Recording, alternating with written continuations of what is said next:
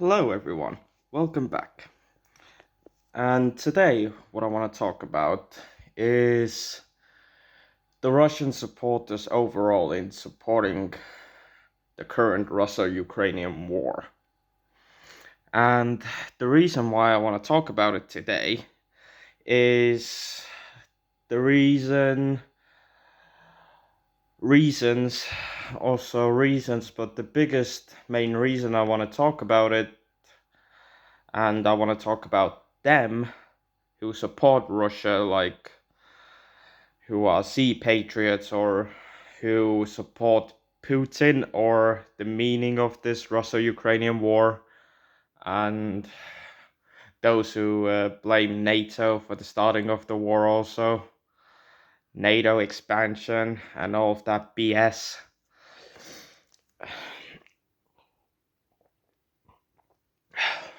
And excuse me. And what I'm going to talk about today about the Russian supporters is that how wrong they are for supporting Russia and why they are wrong and why I think they are wrong and why I think you should support Ukraine and why I support Ukraine. But okay, let's begin. Like, I see all of these Russian bots, maybe, or just brain dead Russian Vikniks, and just people who don't know much about the current history, about the West, NATO, and Russia, and yeah, all of that. There's just people who say that the United States of America has not been punished for their war crimes in Iraq and Afghanistan. And I do admit, because it's a fact, USA has committed war crimes in Iraq and Afghanistan. Just about every country in the world has done it, unfortunately, who's been at war. But I'm gonna point out that countries do make mistakes. Every country does. And yeah, and what I want to talk about the United States war crimes and the Russian war crimes difference of it that people claiming that it goes unpunished in the US, that's total bullcrap, because many of the soldiers who fought in Iraq, who committed war crimes, they were later punished in US courts and sentenced to prison. Many of them. Most of them. There were a few examples who were not punished by being sent to prison for their war crimes in Iraq, but that's only a few. And they did go through court and many things, but they just ended up not going to prison in the end. Has Russia done any of that ever? I honestly don't recall Russia doing that ever, in its modern history at least. Like when people have committed war crimes, for example in Syria, in Bucha in Ukraine, in Izium in Ukraine, in many places in Ukraine. Has any soldier been convicted of that war crime, of raping and killing people and tying their hands behind their backs and then shooting them in the head? Those are very horrible war crimes, and has Russia ever prosecuted any of the soldiers who did them war crimes? No, they haven't. They praise those war crimes. Vladimir Putin has personally awarded medals to the soldiers who committed war crimes in Bucha. So yeah, your point, your bloody whining that US war crimes go unpunished is a total lie. Look at Russia. Sorry, it just makes me very, very angry. Those kinds of comments and those kinds of opinions. Yeah, everyone is entitled to an opinion. I understand that, but even that opinion is just so demented and so wrong. Yeah, sorry everyone that I'm getting a bit heated here, but it has to be said. It honestly has to be said. And yeah. And also, excuse me, also something else I want to talk about here is also why you should not support Russia is because the Russian world has not much to offer. Honestly, it doesn't. Like, Russia represses freedom of speech, it represses many many expressions, and yeah. And also, what I want to talk about here is also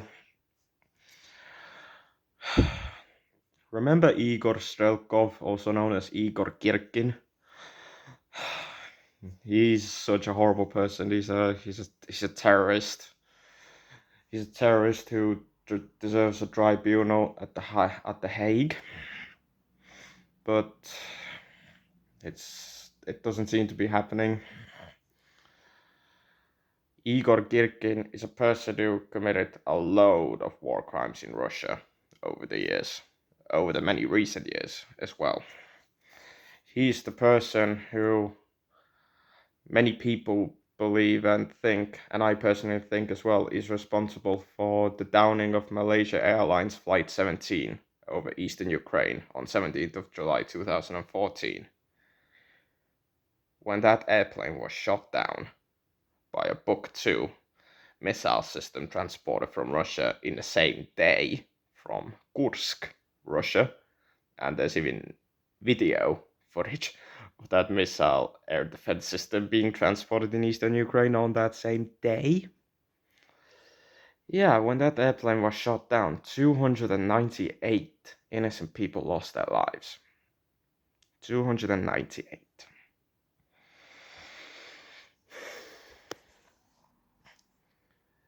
And yeah, Igor Girkin is responsible for that. And he got detained recently in Russia for his insane comments on Vladimir Putin and criticizing the war and Vladimir Putin personally. Like Igor Girkin, he's been put to prison in Russia for apparently extremism, because of his comments on Putin. And yeah, he's not being punished at all for his war crimes and the downing of MH17. So yeah, you Russian supporters really need a head check. You really do need a head check and a reality check. Because your opinions, stick them up your you know what. And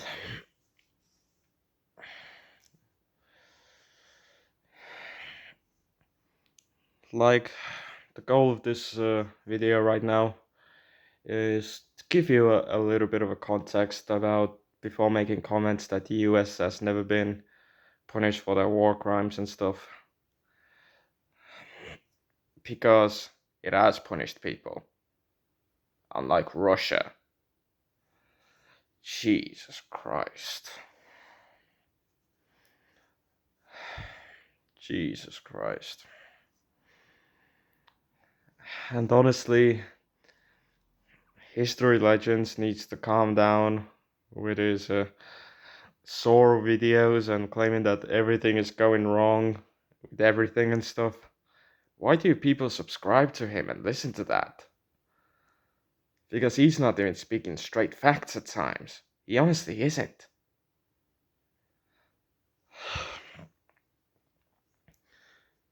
Because he's claiming in his last video that the Ukrainian counteroffensive is going even more wrong, as Russia is sending all of its reserves and redeploying troops to its area in Robotyne and Verbove. The thing that's gonna happen to those Russian reserves, and those Russian soldiers being sent there and already there, they're gonna get caputed. They're gonna get killed, or wounded in action, or just get taken out of action, or get taken as prisoners of war, or they'll be forced to just retreat. Or in which case they're probably gonna get bombarded by cluster munitions, and HIMARS rockets, and yeah, it's not looking good for them Russians at all. My advice for Russia is to pull its troops back from all of the occupied Ukrainian territory and return to its 1991 borders. Why is it so hard? I honestly don't understand. I honestly just don't understand. Nothing, absolutely nothing, can convince me to support Russian politics, the current ones at least, definitely. Even though I don't support Russian politics in general.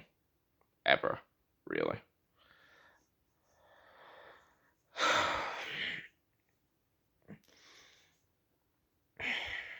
But yeah, that's it for this video. I hope you've enjoyed it, and thank you for being the kind of person who cares about Ukraine. Glory to Ukraine, glory to the heroes, and yeah, go and watch some amazing YouTube Ukraine war update YouTubers like Artur Rehi, Combat Veteran Reacts, Vlad Vexler. He's an amazing philosopher on Russia and just politics in general, I'd say. And also check out Jake Bro. He gives amazing updates on the Ukraine war in general, and he's not biased at all. He has straight facts and stuff. And also go and check out the Russian dude. He gives amazing updates as well on the Ukraine war. And also check out Denis Davidov as well. I'm giving a shout out to all of these amazing YouTubers, because why not? I like it. But anyway, till the next time, good morning, good afternoon, good evening, and good night.